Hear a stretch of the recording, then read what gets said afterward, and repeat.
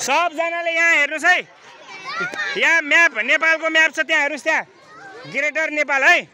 त्यहाँ चाहिँ जुन जुन रेड पार्ट छुट्याएको छ नि, त्यो रेड पार्ट चाहिँ अहिले हाम्रो भूभाग छैन। हाम्रो अहिले भनेको त्यो ग्रिन पार्ट मात्रै हाम्रो नेपालको नक्सामा अहिले छ। पहिला चाहिँ त्यो 1871 भन्दा अगाडिको म्यापमा चाहिँ हामी वहाँ पूर्वमा, त्यहाँ हेर्नुहोस्, वहाँ पूर्वमा चाहिँ काङ्ग्रादेखि लिएर पश्चिममा काङ्ग्रादेखि लिएर पूर्वमा चाहिँ यहाँ टिस्टासम्म पुगेका थियौँ हामी है। पश्चिममा काङ्ग्रा, पूर्वमा टिस्टा पहिला थियो।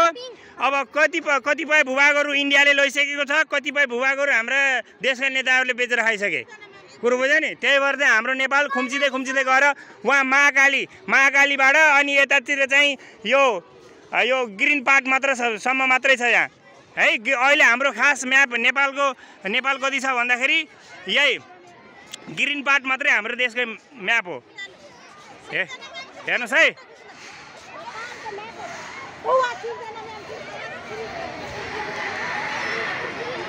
त्यहाँ हेरे नेपाल एक्सिस पोइन्ट कमान्डर। सुन्नु है, प्रत्येक किल्लामा यहाँ सुन्नु, त्यहाँ प्रत्येक किल्लामा को कमान्डर थियो हेडमा हेर। मोरङमा चाहिँ काजी भक्तबार थापा छ होइन, अनि मकवानपुरमा कर्नेल रणवीर सिंह थापा है। अनि त्यसपछि गएर यो तल चाहिँ रेडमा लेखेको चाहिँ विपक्षीको तर्फबाट को थियो भन्ने हो है। जस्तै मकवानपुरमा विपक्षीको तर्फबाट मेजर जनरल मार्ली भन्ने थियो है।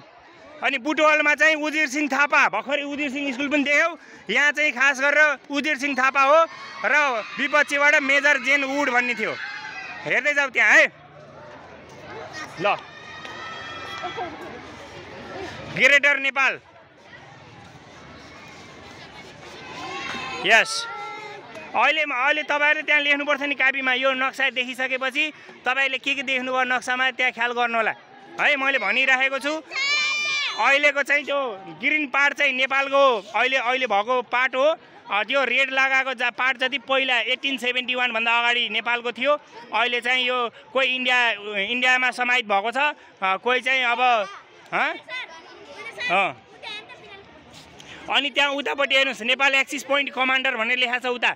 नेपालका के अरे किल्लाहरू अनि किल्ला सम्हाल्ने कमान्डरहरू त्यहाँ देखाएको छ, त्यहाँ हेर्नुहोस् है।